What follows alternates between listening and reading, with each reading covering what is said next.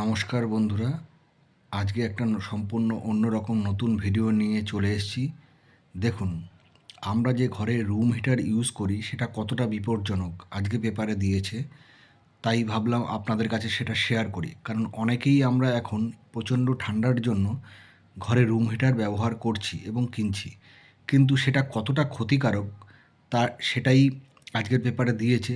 তাই আমি ভাবলাম যে এটা শেয়ার করে দেওয়াটা উচিত, কারণ আমরা বাচ্চা ঘরে থাকে, বয়স্ক লোক থাকে, তাদের কতটা ক্ষতিকারক সেটাই আমি আজকে এই ভিডিওতে তুলে ধরছি। দেখুন, ঘরের মধ্যেই কাঁপুনি থেকে বাঁচতে অনেকে রুম হিটার ব্যবহার করছেন।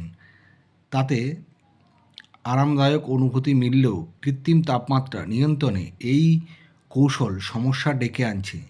হিটার ব্যবহারের ঝুঁকি: দীর্ঘ সময় ধরে হিটার চললে ঘরে আর্দ্রতা 30 থেকে 40%, কখনো আরও নিচে নেমে যায়। এর জেরে আমাদের ত্বক, চোখে জ্বালাভাব হতে থাকে। এছাড়া গরম হাওয়া শ্বাসনালী দিয়ে শরীরের মধ্যে প্রবেশ করে। পুরো পথটা পাতলা মিউকাস মেমব্রেন থাকে।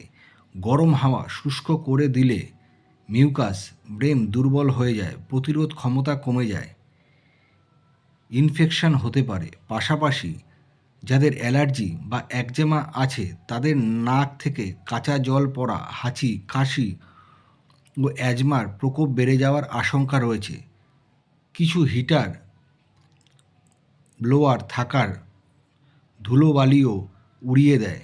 পোষ্য থাকলে তার রোমগুলিও উঠতে থাকে আর শ্বাস প্রশ্বাসের সঙ্গে শরীরে প্রবেশ করে। অ্যালার্জি বাড়তে পারে। বেশি হিটার ব্যবহারে মাথা ব্যথাও হতে পারে। সাবধান, হিটার থেকে আগুন ধরে যাওয়ার আশঙ্কাও থাকে।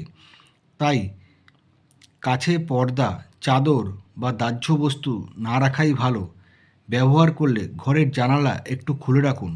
বন্ধ ঘরে দীর্ঘক্ষণ হিটার চললে বিষাক্ত কার্বন ডাই মনোক্সাইড গ্যাস তৈরি হতে পারে। এতে শ্বাসকষ্ট, এমনকি ঘুমের মধ্যে মৃত্যুও হতে পারে।